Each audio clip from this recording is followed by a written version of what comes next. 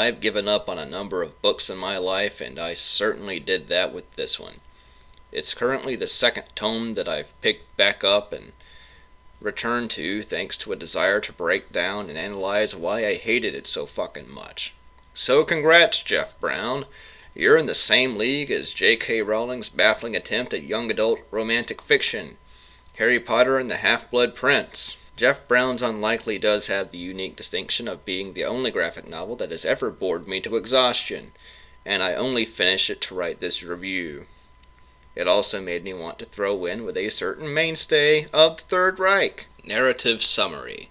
Main character, Jeff Brown, is spending his life doing stuff.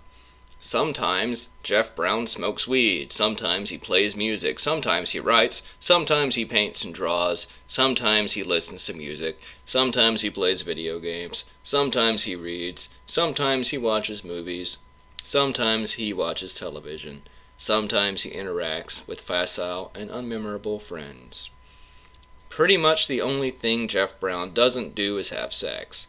A virgin at 24, Jeff Brown feels out of touch. Then Jeff Brown meets Allison, a girl. Jeff Brown's attracted to her. They smoke weed.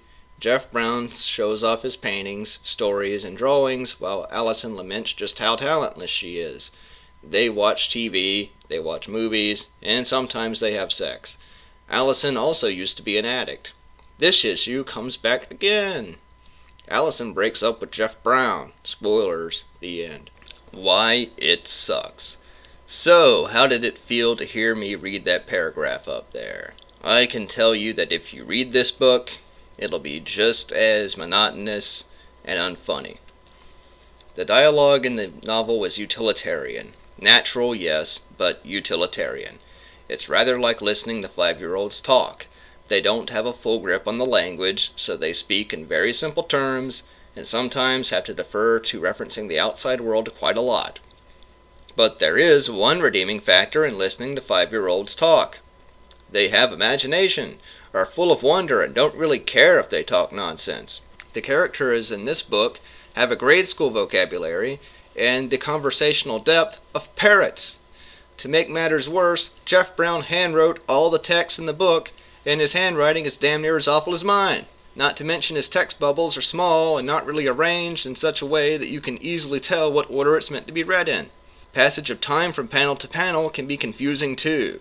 This became really obvious during the sex scenes. They're a pivotal element of the book, and one that is actually unique, and I can give Jeff Brown some credit for talking about this because it does take some bravery to talk about how you have difficulty with achieving orgasm as a man. The sex scenes with Allison normally end with Allison becoming too sensitive vaginally for Jeff Brown to come, and they normally quit before he gets off. This length of time is typically represented by them having sex in one panel and then stopping in the very next. So basically it looks like she couldn't take any more immediately after they started, each and every time. I can applaud Jeff Brown for attempting to depict sexual incompatibility and the oft-avoided fact that men don't come with mechanical efficiency all the time, but his use of space fucks everything up. The main characters are uninteresting and shallow.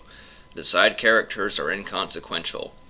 The artwork is maddeningly poor, and the dialogue is droning and poorly placed in the frames. The sense of pacing and timing is just wrong. Jeff Brown's second book in his Girlfriend series belongs in a fire.